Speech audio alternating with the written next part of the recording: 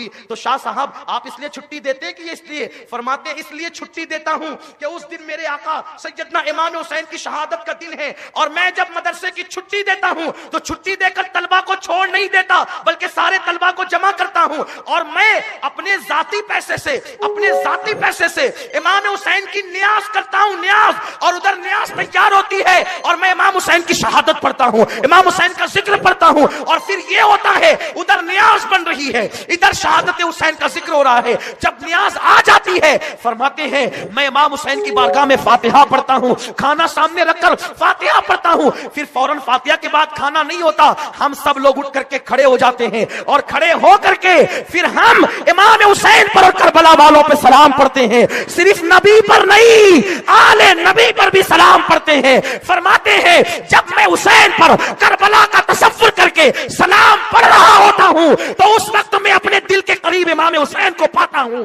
امام حسین کی قربت محسوس کرتا ہوں۔ یہ شاہ عبدالعزیز صاحب، نیاز کا تصور یہاں سے، شربت کا ذکر یہاں سے ہے۔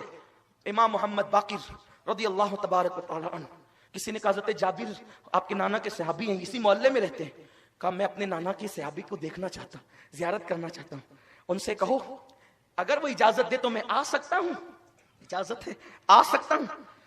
ایک خادم گیا، اے حضرت جابر، امام محمد باقر جو امام زین العابدین کے بیٹے ہیں نا، آپ سے ملنا چاہتے ہیں، اور وہ آپ کے محلے میں آئے ہیں۔ آپ غصے میں آ گئے، تم لوگ کیا کرتے ہو؟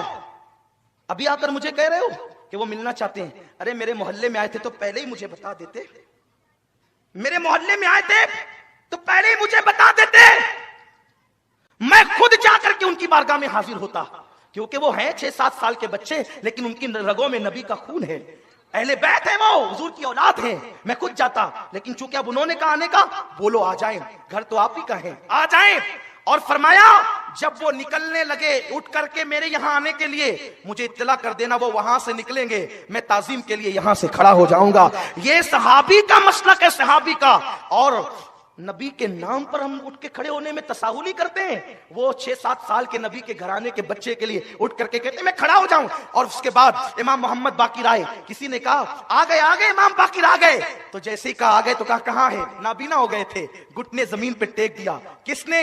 سفید داڑھی ہے، نبی کا شاگرد ہے، صحابہ میں عالم ہے، عالم صحابہ میں عالم ہے، اللہ اکبر، اپنے گھٹنے زمین پہ رکھ دیے اور اپنے لبوں سے امام باقر کے پیر چومنے لگے۔ امام باقر کے پیر چومتے ہیں، امام باقر نے بمشکل اٹھایا، آپ کیا کرتے ہیں؟ آپ میرے نانا کے صحابی، کہا آپ اہل بیت ہیں، رسول کے شہزادے ہیں، آپ مجھے چومنے دے، پیر چومنے لگے۔ اور جب اٹھ کر کے کھڑا کیا، اٹھا کر کھڑا کیا گیا تو اپنا ہاتھ لیا اور امام باقر کے سینے پہ ملنے لگے، اپنا ہاتھ لے کر امام باقر کے سینے پہ، کہاں؟ کپڑے کے اندر ہاتھ ڈال کر سینے پہ مل رہے ہیں، اور اس کے بعد اپنی ناک پہ ہاتھ رکھا، اپنی ناک پہ ہاتھ رکھ کر مسکرانے لگے، اس لیے کہ جو عاشق ہوتے ہیں ان کو نبی کی اولاد کے خون کی خوشبو آتی ہے، خوشبو۔ جن کو نہیں آتی وہ اپنے عشق کو تول لے کہاں ہے، اس لیے کہ کون ہے آل نبی کون نہیں ہے، اسی میں اٹکے ہوئے ہیں۔ تمہاری ناک ایمان کی بند ہے، ایمان ہو تو ناک ہو نا۔ خوشبو امام اہل سنت کو آئی تھی نا، آپ نے وہ واقعہ سن رکھا ہے، وقت ختم ہو رہا ہے، بلکہ ختم ہو گیا ہے، جلدی ختم کرنا ہے، 5 منٹ پہلے ہماری شرط یہ ہے، ختم ہو جائے گی گفتگو۔ سینے پہ ہاتھ ملا، کس نے؟ جابر نے۔ بوڑھے ہیں، علم والے ہیں، بہت بڑے عالم ہیں، صحابی حضور کے شاگرد ہیں، اور ناک پہ ہاتھ رکھ کر کے خوشبو سونگی، اور اس کے بعد کہا محمد باقر شہزادے ذرا اپنا کان میرے منہ کے پاس تو لاؤ۔ امام باقر نے کان لے گئے، جی فرمائیے کیا کہنا چاہتے ہیں؟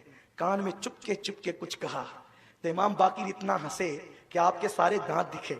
بہت خوبصورت تھے امام محمد باقر، کبھی انشاءاللہ بتاؤں گا کتنے خوبصورت تھے، اتنے خوبصورت تھے کہ جوانی میں چہرے پہ پردہ ڈالنا پڑتا تھا۔ کبھی انشاءاللہ اس پر گفتگو ہوگی۔ تیری نسل پاک میں ہے بچہ بچہ نور کا، تو ہے عین نور، تیرا سب گھرانہ نور کا۔ امام باقر کے کان میں کچھ کہا، اتنا ہنسے کہ دانت سب دکھے، چمک والے دانت سب دکھے۔ امام باقر نے کہا اچھا اب میں چلتا ہوں۔ امام حضرت جابر نے کہا ٹھیک ہے۔ اور جب یہ نکلے شاگردوں نے گھیر لیا، اے جابر آپ نے امام محمد باقر کو کیا کہا، ہمیں بتا دیں۔